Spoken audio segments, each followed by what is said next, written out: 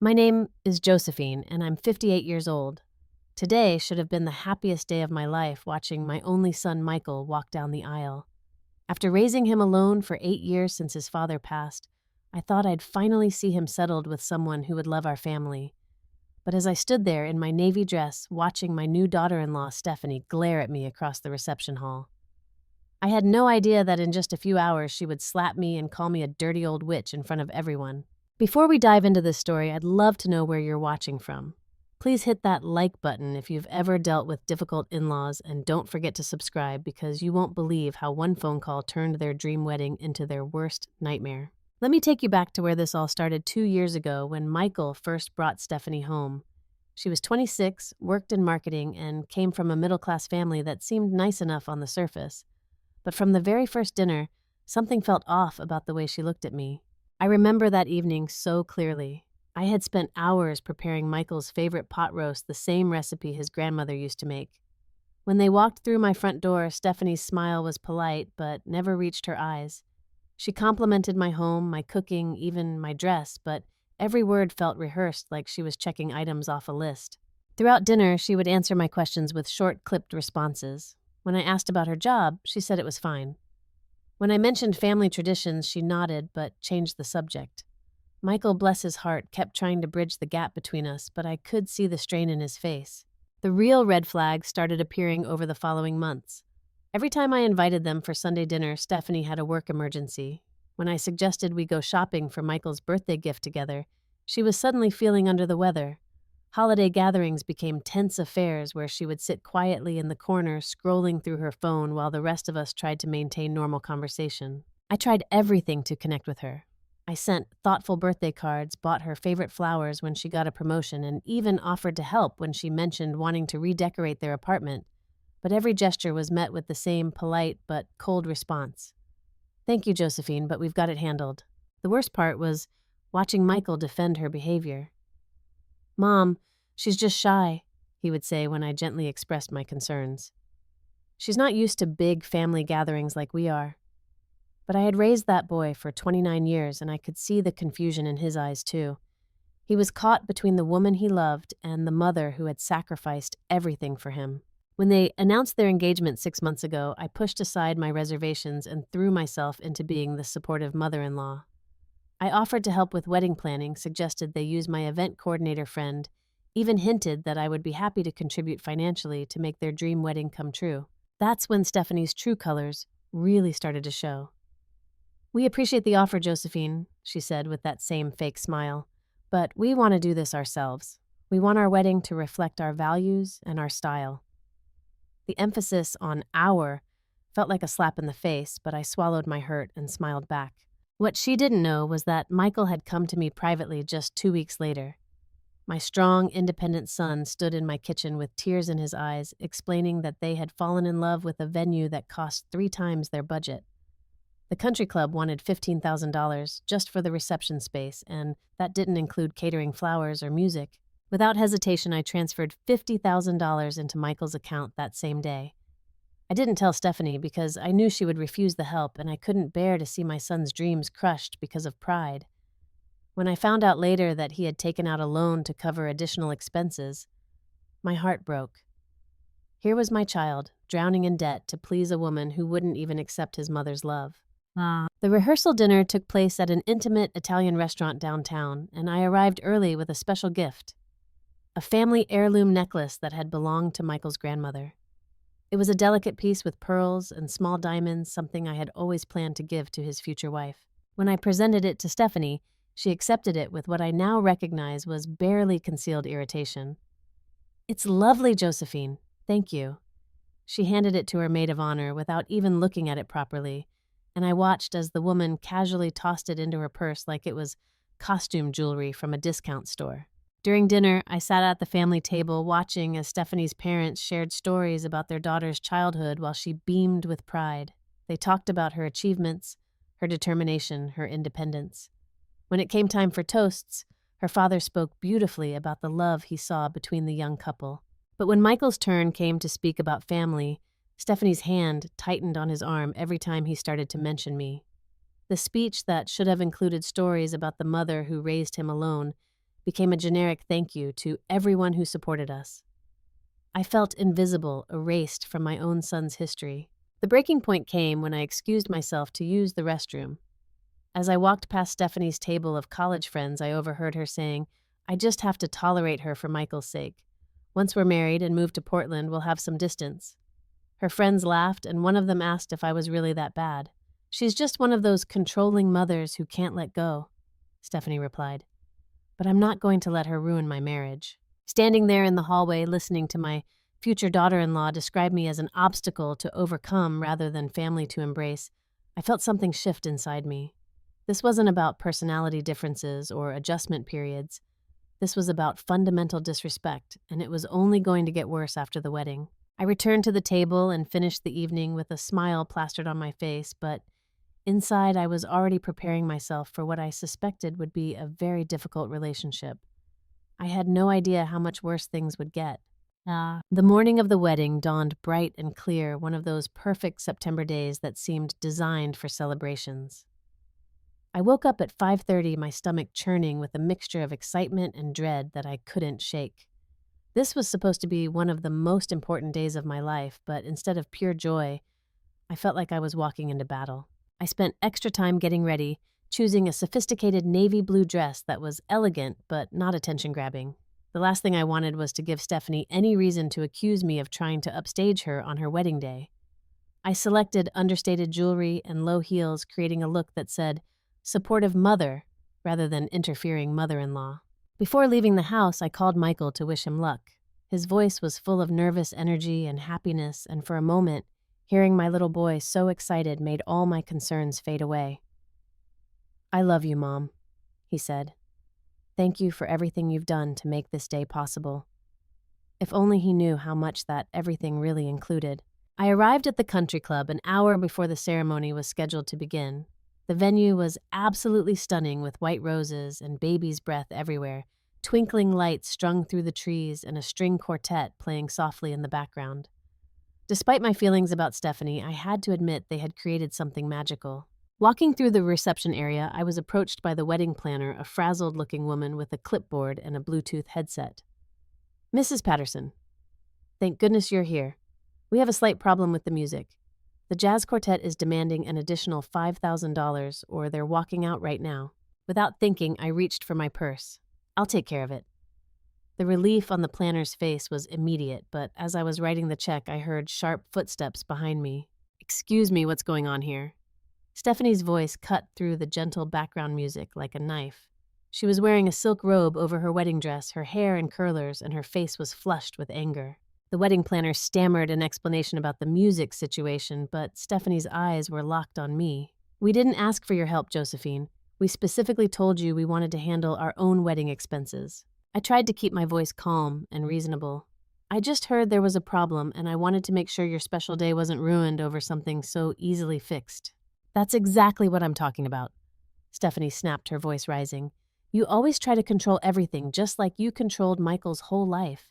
You can't stand that he chose me, that he's building a life that doesn't revolve around you."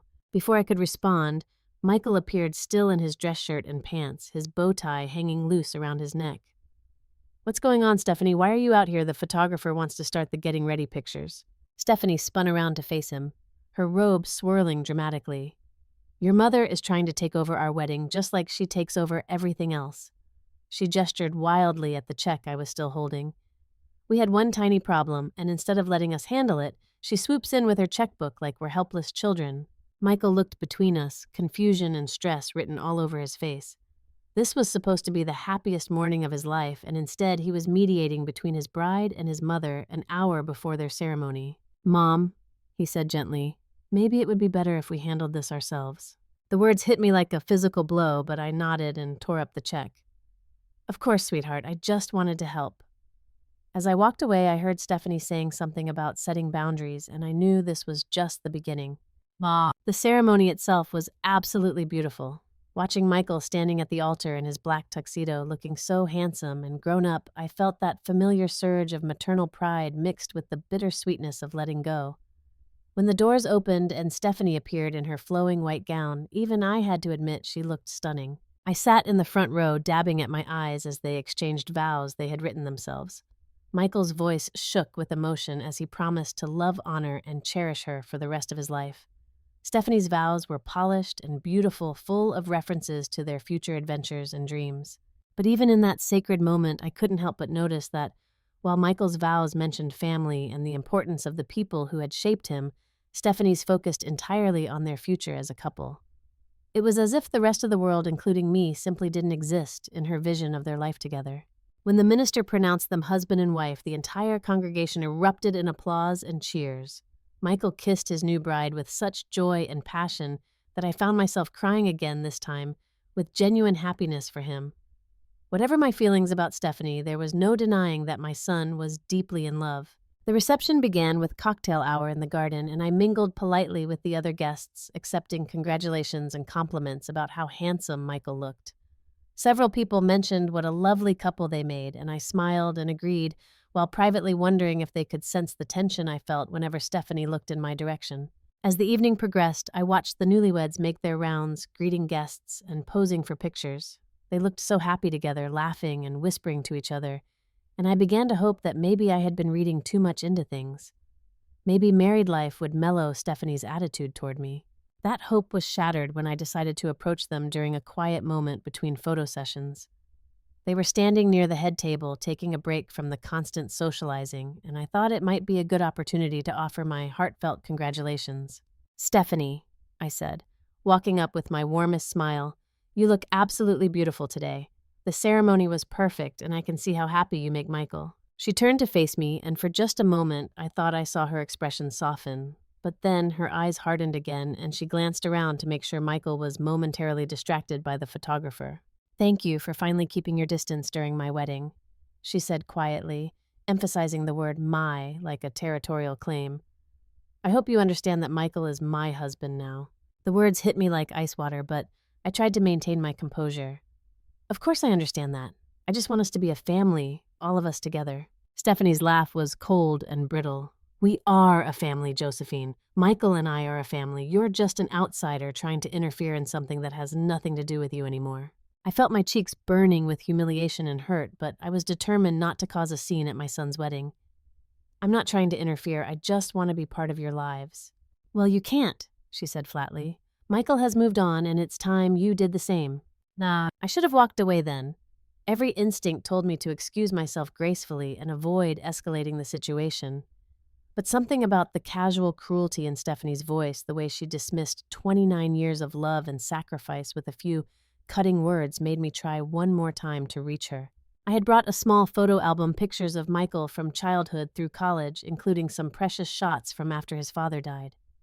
I thought maybe, if I could show her the history we shared, the foundation of love that had shaped the man she married, she might soften her stance. "Stephanie," I said, pulling the album from my purse, "I brought some family photos I thought you might like to have. There are some wonderful pictures of Michael that I know he'd love to share with you." She glanced at the album like I was offering her something contaminated. "I don't need your old pictures, Josephine. I'm creating new memories with Michael, memories that don't require your involvement." I opened the album to a picture of 5-year-old Michael on his first day of kindergarten, his gap-toothed smile bright with excitement. "These are from when Michael was little after his father died. I thought you might want to understand what we went through together, how strong he became." Something in Stephanie's expression shifted, and I realized with growing alarm that she had been drinking more champagne than I'd noticed. Her cheeks were flushed, her eyes slightly unfocused, and when she spoke, her voice was louder than it had been moments before. "Stop trying to guilt-trip me with your sob story," she snapped loud enough that nearby guests began to turn and stare. "I'm so sick of hearing about poor Josephine, the grieving widow who sacrificed everything for her precious son." I was stunned by the venom in her voice, but she wasn't finished. The alcohol had clearly loosened whatever restraints she had been maintaining throughout the day. "You're a manipulative old woman who can't let go of her son," she continued, her voice rising with each word. "You've spent his entire adult life making him feel guilty for trying to have his own life." The conversation around us had stopped completely. I could feel dozens of eyes on us, could see Michael across the room turning toward the commotion with confusion and growing alarm on his face. "Stephanie, please," I said quietly, trying to diffuse the situation. "We don't need to do this here on your wedding day." But she was beyond reason now, fueled by champagne and years of resentment she had apparently been storing up. Yes, we do need to do this. I'm tired of pretending to respect you when you've done nothing but try to sabotage our relationship from day one. And then, in front of 150 wedding guests, including both our families and Michael's closest friends. Stephanie drew back her hand and slapped me across the face with all the force she could muster. The sound echoed across the suddenly silent reception hall like a gunshot. My cheek burned with pain and humiliation, but what hurt even more was the collective gasp from everyone watching, the shocked whispers that immediately began rippling through the crowd. "Stay away from us, you dirty old witch!" Stephanie screamed, pointing at me like I was something diseased. "Michael is mine now, and I won't let you poison our marriage with your neediness and manipulation." The silence that followed was deafening. 150 people stood frozen drinks halfway to their lips. Conversations abandoned mid-sentence as they processed what they had just witnessed. The bride had just slapped the groom's mother at her own wedding reception, and nobody seemed to know how to react.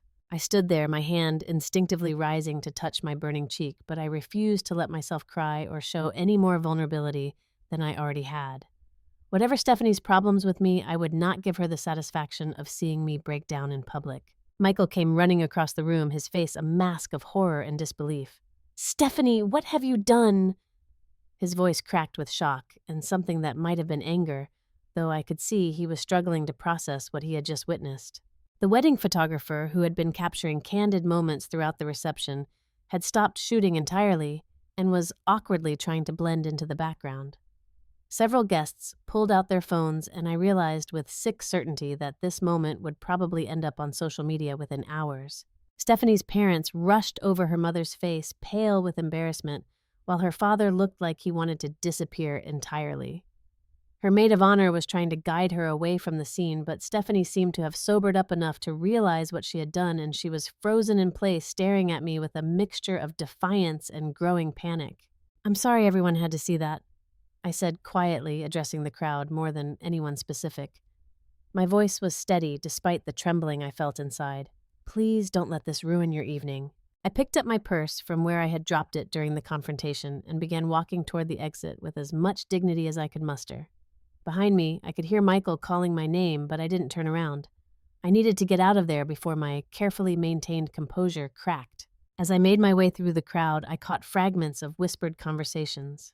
Some guests looked sympathetic, clearly shocked by Stephanie's behavior. Others seemed more interested in the drama than concerned about anyone's feelings. A few of Michael's college friends started to follow me, offering to escort me to my car, but I politely declined their help. "Mom, please wait." Michael caught up with me in the parking lot, still in his tuxedo, but looking disheveled and distraught. "I don't know what got into her. She's been drinking, and the stress of the wedding, I think she just snapped." I turned to face my son, this man I had raised from a devastated 8-year-old into someone I was so proud of, and felt my heart breaking for him. This should have been the happiest night of his life, and instead, he was standing in a parking lot trying to apologize for his wife's inexcusable behavior. "Sweetheart," I said gently, "enjoy the rest of your wedding. We'll talk when you get back from your honeymoon." "But Mom, you can't just leave like this. What if people post videos online? What if this ruins everything?" I reached up and straightened his bow tie, just like I used to do when he was nervous before school presentations. "Michael, you're a married man now. These are the kinds of problems you and your wife need to figure out together. I love you, and I always will, but I can't fix this for you." I drove home in a daze, my cheek still stinging from the slap, but my mind surprisingly clear. As I sat in my empty living room, still wearing my navy wedding dress, I found myself reviewing not just the events of the evening, but the entire 2-year history of my relationship with Stephanie. This hadn't been an isolated incident brought on by wedding stress and too much champagne. This had been the culmination of years of disrespect, manipulation, and a calculated campaign to drive a wedge between Michael and me. The slap was just the moment when her mask finally slipped completely. I thought about all the times I had made excuses for her behavior, all the times I had swallowed my hurt feelings and tried harder to win her approval. I remembered the family dinners where she made me feel like an intruder in my own home, the holidays where she monopolized Michael's attention while treating me like hired help. But what really crystallized my thinking was remembering the conversation I had overheard at the rehearsal dinner where she talked about tolerating me until they could move far enough away to avoid regular contact. This wasn't about personality conflicts or misunderstandings. This was about a woman who saw me as competition for her husband's affection and was determined to win at any cost. I walked to my home office and opened my laptop, pulling up my bank statements and financial records. Over the past 2 years, I had quietly supported Michael and Stephanie in ways they might not have even realized. There was the $50,000 for the wedding, of course, but that was just the beginning. When they bought their house, I had co-signed the mortgage because their credit wasn't strong enough to qualify on their own. The down payment had come from a gift I had given Michael, though Stephanie insisted they would pay me back someday. I was still making the payments on Michael's car, an arrangement that had continued long after he could afford to take over the payments himself. I added up the numbers, and the total was staggering. Over the course of their relationship, I had invested nearly $180,000 in their financial security. I had guaranteed loans, covered emergencies, and provided a safety net that allowed them to live a lifestyle they couldn't actually afford. All of this financial support had been given freely out of love for my son and a desire to see him happy. But sitting there in my living room, my cheeks still burning from his wife's slap, I realized that my generosity had been enabling Stephanie's disrespect. She felt free to treat me badly because she knew I would continue to support them no matter how she behaved. Well, that was about to change. I had spent 30 years building my business, making smart investments, and creating financial security for my family. I hadn't done all of that work just to be insulted and assaulted by someone who saw my love as weakness and my support as an entitlement. I picked up my phone and scrolled through my contacts until I found the number for David Morrison, my banker and friend of 15 years. David had helped me navigate the financial challenges of single parenthood and had been instrumental in growing my small bakery into a successful chain of 3 locations. It was nearly midnight, but David had given me his personal cell phone number years ago for exactly these kinds of situations. Important financial decisions couldn't always wait for business hours, and this definitely qualified as important. The phone call I was about to make would change everything for Michael and Stephanie. But sometimes, when someone shows you exactly who they are, you have to believe them the first time. David answered on the 3rd ring, his voice alert despite the late hour. "Josephine, is everything okay?" "I'm fine, David, but I need to make some changes to my accounts, and I need them to take effect immediately." My voice was calm and steady, surprising even myself with how certain I sounded. "Of course. What can I help you with?" I explained the situation briefly, focusing on the facts rather than the emotions. David had met Michael several times over the years and knew about my financial arrangements, so he understood immediately what I was requesting. "I want to freeze the joint account that Michael has access to, effective immediately. I also need to recall my guarantee on their mortgage, which I believe gives the bank the right to demand immediate payment if the guarantor withdraws support." David was quiet for a moment, and I could hear him typing on his computer. "Josephine, I have to ask, are you absolutely certain about this? These are significant financial moves that could create serious hardship for your son and daughter-in-law." "I'm completely certain," I replied. "I also want to stop the automatic transfer that covers Michael's car payment, and I want to close the line of credit that I opened for their household emergencies." More typing, then David's voice again. "The total impact of these changes would be approximately $180,000 in various loans and support that would become immediately due. Their mortgage alone is $120,000, and without your guarantee, the bank will likely demand payment within 30 days. "I understand the implications," I said. "How quickly can these changes take effect?" "Since it's the weekend, the earliest would be Monday morning when the bank opens. But, Josephine, I've known you for 15 years, and this seems very unlike you. Are you sure you don't want to wait a few days to think this through?" David meant well, but he hadn't seen the contempt in Stephanie's eyes or felt the sting of her hand across his face. "David, I've spent 2 years thinking this through, watching my son's wife treat me with disrespect while I continued to enable her behavior with my financial support. The time for thinking is over." "All right, then. I'll prepare the paperwork tonight and have everything processed first thing Monday morning. Michael will receive notification from the bank by Tuesday at the latest." After I hung up, I sat in the quiet of my living room and waited to feel regret or second thoughts. Instead, I felt something I hadn't experienced in months: peace. For the first time since Stephanie had entered our lives, I was taking control of the situation instead of just reacting to her manipulations. I wasn't doing this out of spite or revenge, though I'm sure that's how Michael and Stephanie would interpret it initially. I was doing this because sometimes love means setting boundaries, and sometimes The only way people learn to respect you is when they realize they can't take advantage of you anymore. Monday morning came and went quietly. I went to work at my bakery, managed my staff, and handled the usual weekend rush of customers ordering custom cakes and pastries. It felt good to focus on something productive, something I had built with my own hands and effort. Tuesday afternoon, my phone rang. "Mom." Michael's voice was strained and panicked in a way I hadn't heard since he was a child. "The bank called. They're demanding immediate payment on the house. They said you withdrew your guarantee on the mortgage."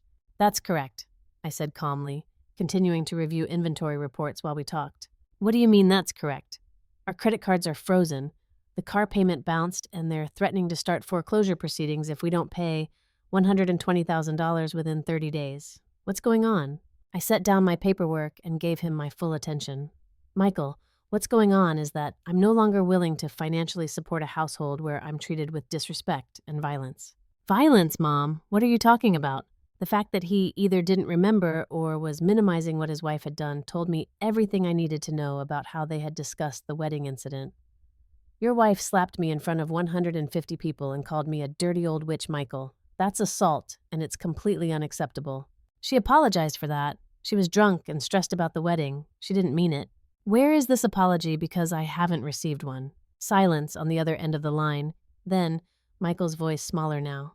"Well, she apologized to me and I thought, she feels terrible about it." "I'm sure she feels terrible about the consequences, Michael. I'm less convinced that she feels terrible about her actions." "Mom, please, we can't afford to pay all of this back at once. We'll lose everything, the house, the cars, everything we've worked for." The irony wasn't lost on me. Everything they had worked for had been built on a foundation of my financial support, but they had somehow convinced themselves it was their own achievement. "You should have thought about that before your wife decided to physically assault me at your wedding reception," I said. "I spent 30 years building my business and my financial security so that I could help my family when they needed it. But I won't continue to support people who treat me as an enemy." Nah. 3 hours after that phone call, Michael and Stephanie appeared at my front door. Michael looked exhausted and worried, still wearing the same clothes he'd had on for work. Stephanie was dressed carefully, her hair and makeup perfect, but I could see the calculation behind her appearance. She knew she needed to look contrite and sympathetic. "Mrs. Patterson," Stephanie began before I had even invited them in, "I owe you a sincere apology for my behavior at the wedding. I had too much to drink, and I was overwhelmed by all the stress. There's no excuse for what I did, and I'm truly sorry." I studied her face, looking for any sign of genuine remorse. What I saw instead was someone who had rehearsed this speech, someone who was sorry about the consequences, but not necessarily about her actions. "Thank you for the apology, Stephanie," I said. "Please come in." We sat in my living room, the same room where I had made the decision to withdraw my financial support just 2 days earlier.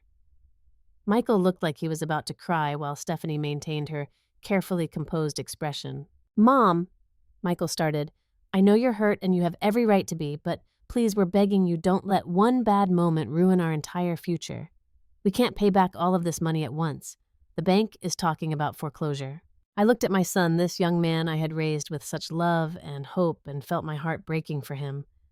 But I also knew that sometimes the most loving thing you can do is let someone face the consequences of their choices. "Michael, I need you to understand something. This wasn't one bad moment. This was the culmination of 2 years of disrespect and manipulation. Your wife has made it clear that she sees me as an obstacle to your marriage, not as family to be cherished." "That's not true," Stephanie interjected, but her voice lacked conviction. I turned to face her directly. "Stephanie, I heard you at the rehearsal dinner telling your friends that you just had to tolerate me until you could move far enough away to avoid regular contact.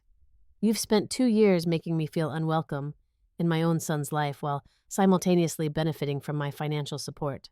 The careful mask slipped for just a moment, and I saw a flash of the anger that had led to the slap. But Stephanie recovered quickly, her voice taking on a pleading tone. "I know I haven't been the best daughter-in-law. I was intimidated by you, by how close you and Michael are. I felt like I could never measure up to the relationship you two have." It was a clever response, turning her hostility into insecurity, making herself the victim of circumstances rather than the architect of conflict. But I had heard too many manipulative explanations over the past 2 years to be swayed by this one. "Stephanie, I never asked you to measure up to anything. I asked you to treat me with basic respect and to include me in the family you were building with my son. Instead, You've systematically worked to exclude me while expecting me to continue funding your lifestyle." Michael looked confused, like he was hearing some of this information for the first time. "What do you mean, funding our lifestyle?" I pulled out the financial documents I had prepared, laying out exactly how much money I had invested in their life together. The wedding fund, the house down payment, the mortgage, guarantee, the car payments, the emergency, credit line, all of it documented in black and white.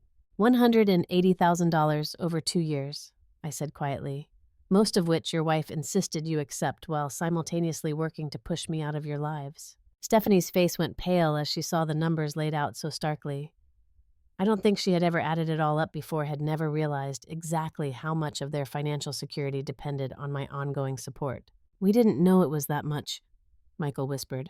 "Because she didn't want you to know," I replied. "Because if you had understood how much you were depending on me, you might have insisted that she treat me better." The room was silent for several minutes while they processed this information.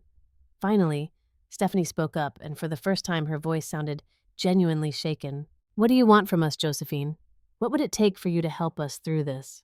It was the right question, but I could tell it was killing her to ask it. This was a woman who was used to getting her way through manipulation and emotional pressure, and now she was having to negotiate from a position of complete vulnerability. "I want respect," I said simply. "I want to be treated like family, not like an inconvenience. I want my son back in my life without having to go through a filter of hostility and resentment. And I want a genuine commitment to building a healthy relationship, not just pretty words meant to solve your immediate financial crisis." Stephanie looked like she was about to argue, but Michael put his hand on her arm. "What would that look like practically?" he asked. "Monthly family dinners where I'm treated as a welcome guest, not an obligation. Holiday celebrations that include me instead of making me feel like an intruder. And counseling both couples, counseling for you two to work through why this situation developed, and family counseling for all three of us to learn how to function as an extended family. And if we agree to all of that, you'll restore the financial support." I considered the question carefully. "I'll consider gradually restoring some of the support as I see evidence of genuine change. But Michael, I want you to understand that your wife slapped me and called me a dirty old witch in front of your entire wedding. That's not something that gets fixed with a few therapy sessions and forced dinners." Stephanie finally spoke up, and for the first time since I had known her, she sounded like she might be telling the truth. "I know I can't take back what I did. I know it was inexcusable. I don't even really understand why I did it, except that I've been so angry for so long, and seeing you there, trying to fix another problem with money, it just felt like you were proving that Michael would never really be independent as long as you were around." It was the most honest thing she had ever said to me, and while it didn't excuse her behavior, it at least helped me understand it. She hadn't been rejecting me personally. She had been rejecting what she saw as my control over her husband. "Stephanie," I said gently, "I never wanted to control Michael. I wanted to support him.